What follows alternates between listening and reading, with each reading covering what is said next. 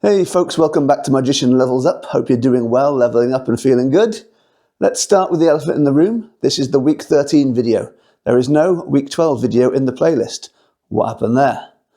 As you may recall, in the week 11 video I mentioned a back injury that almost recovered, and then at the last second I had the audacity to bend down and try and plug in a phone at a slightly the wrong angle, and I was flat on my back for another week. Managed to get myself together just in time for a big gig at the weekend, but other than that, I've been horizontal for most of the last 2 weeks. As we know, I've broken the year into 4 sets of 12 weeks, 4 12-week years with all the goals spread out between them. I've only got 1 week left of the original 12 weeks. Am I going to reach those goals with 2 weeks on my back? No, probably not, but I'm going to do as close as I can. I've got 1 week left. I'm going to get back out there, get on the exercise, get on the VR, working through the list, see what I can get done in time for the end of the first season. We're not going to complete all the goals, but that's okay. This is season 1. This is the Star Trek Next Generation season where they're all still wearing the slightly ill-fitting pajamas and Riker hasn't gotten his beard yet. This is the low standard that's set that we can raise up in season 2. I've got 1 week left, and next week we will have one last really big interview section, I think, for the final video of the 12-week year. I have one last big name in the season 1. Then the following week, for those good at maths, 4 times 12 is 48. I had to think about that for a second there. There's 1 week in between each 12 year for me to do some bookkeeping, to decide what the next set of goals are going to be, to look back on how well I did the first time round. So that will be the video the following week. So next week's video, the last in the season, 1 week interview. And another week, there'll still be a video. I'll be discussing the changes that we're going to make in season 2. I'm going to put much more work into season 2, make it a bigger, better, stronger channel. More interviews, more other features, more certainty on what I'm going to do, better thought out goal plans, the whole thing. So I'll discuss that week, and then the following week will be the first episode of season 2 itself, the second 12-week year. This week, though, I need to get a video out so that you know that I'm alive. So I've got a little backlog of things tricks I wanted to review. I know when I originally set up the channel, I was going to review tricks occasionally, and I was going to review more useful things for leveling up, like subscription services and courses and books on business and skill level, rather than just filling up your drawer with new tricks. That will start to take its shape a little bit more in season 2, but I have 3 tricks today that I want to review for you because I think they're great, and we'll do that right now. All right, folks, let's get these reviews started. Before we do, quick personal note. I will shortly be ordering a Magician Levels Up t-shirt online.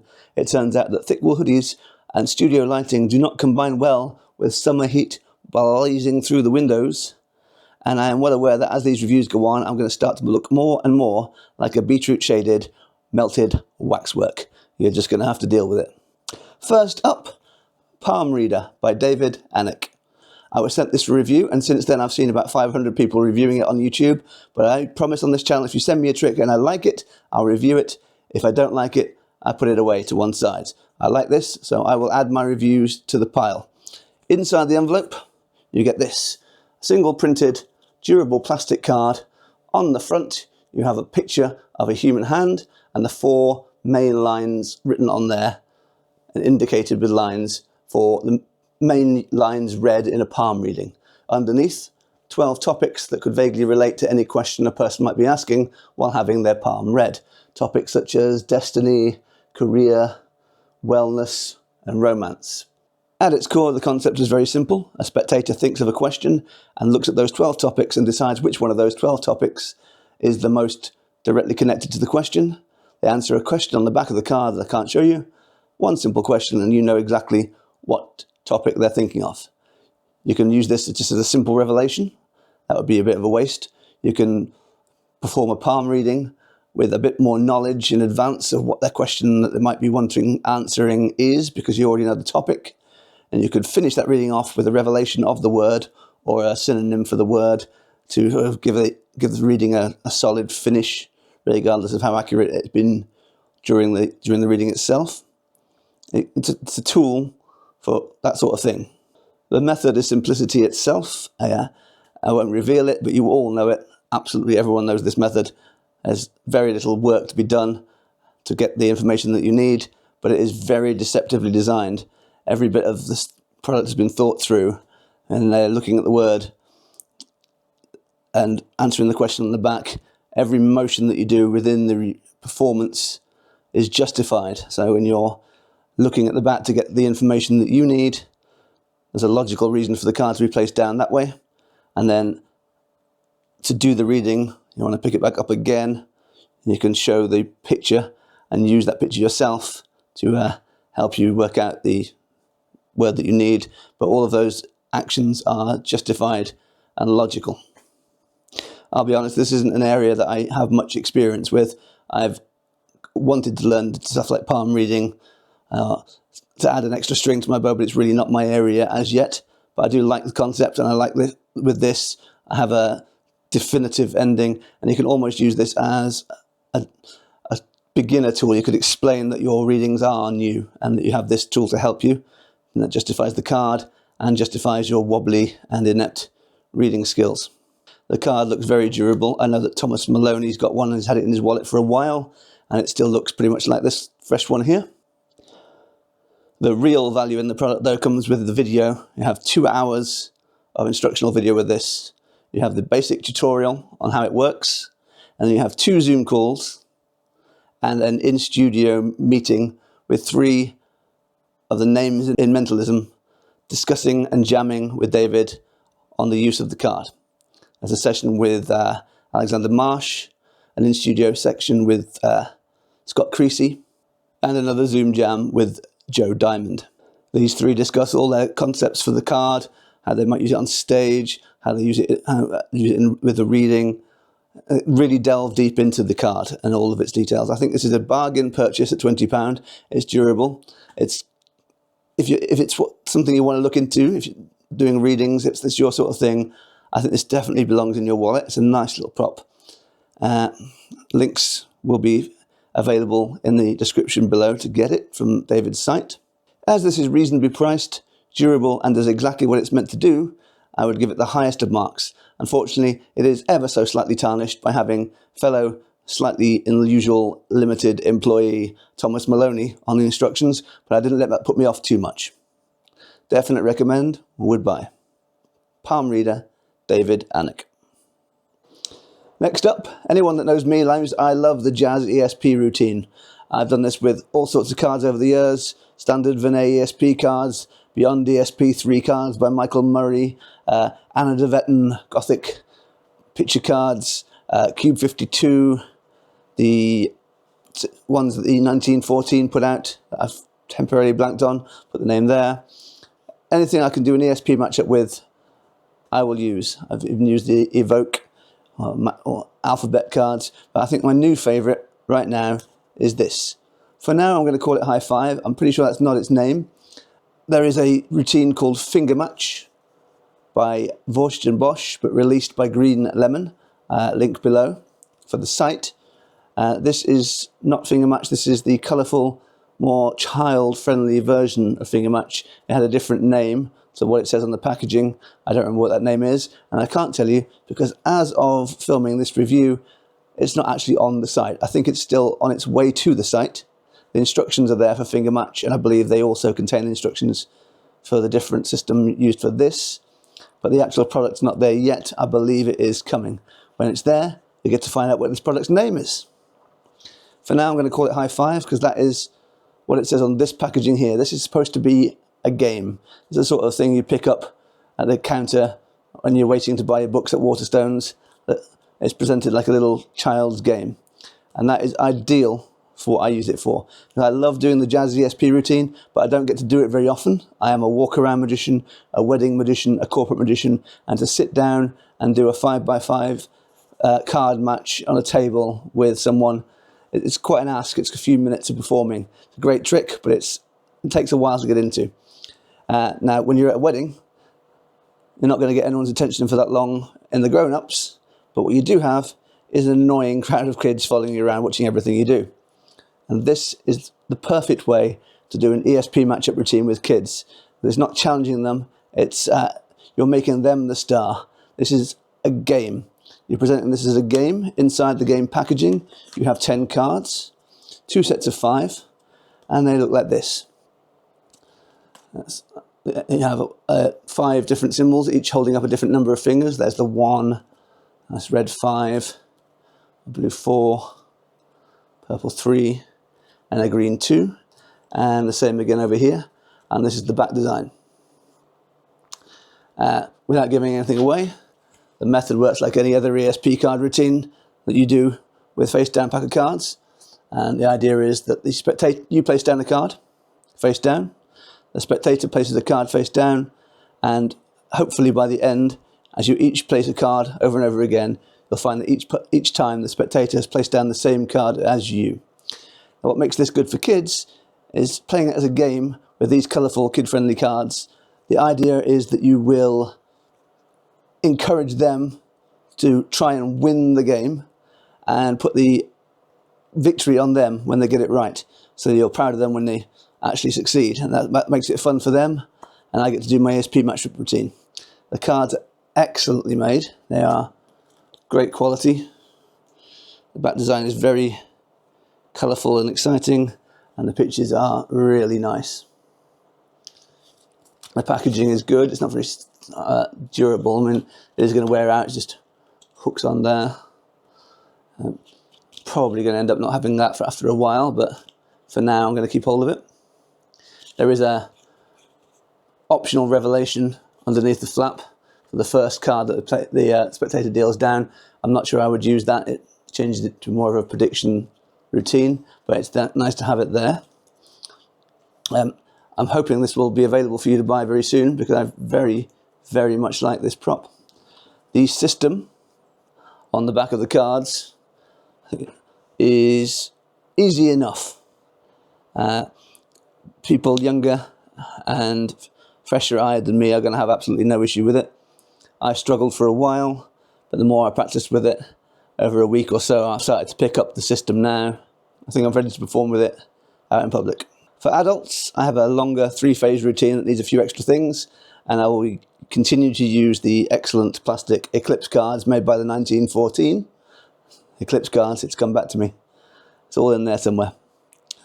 But for kids, I think this is absolutely perfect for the older kid at the party that wants to see something good. Strongest recommend, whatever it's called. And finally, instrumental. David Jonathan and Nicholas Mavresis. Those two creators both have released tricks individually and together as a team over the last few years that have been absolute powerhouses and huge successes. But this one is probably my personal favourite. Inside the outer box, in the flap, just here, you have your instructional code, and inside the box, you find another box. This is the one the public gets to see. It has karaoke cards written on it, and it has on the front there a picture of all the cards that are inside. It's the other side. The idea, once again, is this supposed to be a casual thing that you picked up somewhere, a box of cards full of karaoke songs for you to sing. They also come with a few extra cards, the sort of standard extra cards you would get in most specialist decks of playing cards for further routine possibilities. But these here are the main cards. The back design, once again, nice and colourful and interesting. And the cards each contain a song, the artwork for the song, and this information here, and this general artwork.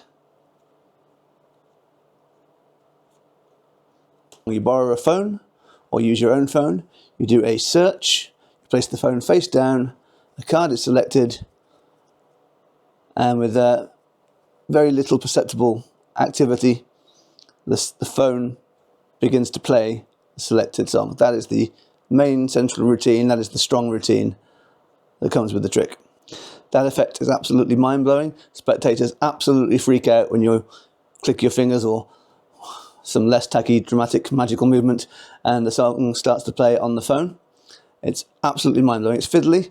Obviously, you need to know what the phone you're using. If it's ideal, you can use your phone, or you can borrow the spectator's phone, but then you need to know where the volume buttons are, maybe what version of Spotify they're using. Some will just show you the name of the song as a prediction. Some will, I think the paid version of Spotify will play the song, and there is an enhanced version of Spotify, I believe, where they will play the song and the video. I'll be honest, I tuned out of that part because that was an iPhone only section, and one of my main appreciations for this trick is, unlike some David Jonathan tricks, I don't have to join the cult of Apple for it. I skip everything that comes after the mention of an iPhone. That's not happening. But the central routine is exactly as described on any phone. Obviously, it's much easier to control with your phone, but it's a much stronger effect with theirs. The method is very subtle, almost invisible when performed correctly. There's some secret information that you're relying on the spectator not knowing. In my experience while performing this, I've had a couple of people actually know that method and know that information, but it hasn't actually damaged the trick because there's extra layers of deception to it. So it didn't really matter that they're aware of what that information is. It didn't weaken the trick for them as much as I expected it to, which was my only concern with this trick potentially. I really like the box. The representation of all the cards on the box is a very helpful bonus. Again, it looks very natural, nothing Magic Company on the edges. That looks like again, the sort of thing you pick up if you're one of the people that buys all the crap on the counter at Waterstones while you're waiting. Very, very strong trick. Comes with a lengthy tutorial which goes into everything in great detail, showing you how to use every kind of phone, every version of Spotify, and giving you several other routines using the other cards available in the deck, as well as these. Absolutely the trick of the year so far. Instrumental, David Jonathan Nicholas Mavresis. There's not an awful lot more to say about this. Buy it. Well, that's about it for this week, folks. Hope you enjoyed yourself. Just a few quick reviews this week so that you know I'm still alive. Next week, one last big interview for season 1, and then we'll move into season 2 with bigger and brighter plans for the future in the second 12-week year. Thanks for popping by. See you next week. Okay, they're gone. This one is just for the regulars that watch the channel all the time and have lasted this long into the video today. I happened to end up entirely by accident with 2 copies of Instrumental by David Jonathan and Nicholas Mavresis. Here's the second one right here. Come on. Come on. Bring it. It's Mr. Gloves. And he's got my second copy of Instrumental. Say hello, Mr. Gloves. Go away, Mr. Gloves. Anyway, I have a completely sealed, unused copy of Instrumental, and I think we'll use this for the channel's very first giveaway. I'm about to start season 2, or the second 12-week year. I'm going to be putting more effort into that year. I'm going to be more of me, less of the interviews. Well, not just interviews as well as me. So I want to make sure that it's worth it. It's worth it for me. I'm enjoying the motivation that I'm getting from you guys watching. But I need to know that you're enjoying it, that you are watching it, and that you're getting something from it. So I'm going to randomly select next week a winner anywhere in the UK for this copy of Instrumental. What I want you to do is post a comment below telling me something that you've done or a tip that you've got from one of my parts of the videos, or far more likely one of the really good in-depth interviews that have been on the channel. Something that you will take away, a takeaway point that's really giving you some thought. Put it down in the comments and I will number them and randomly select one for the giveaway. Right, I'm really going now. See you next week. Bye.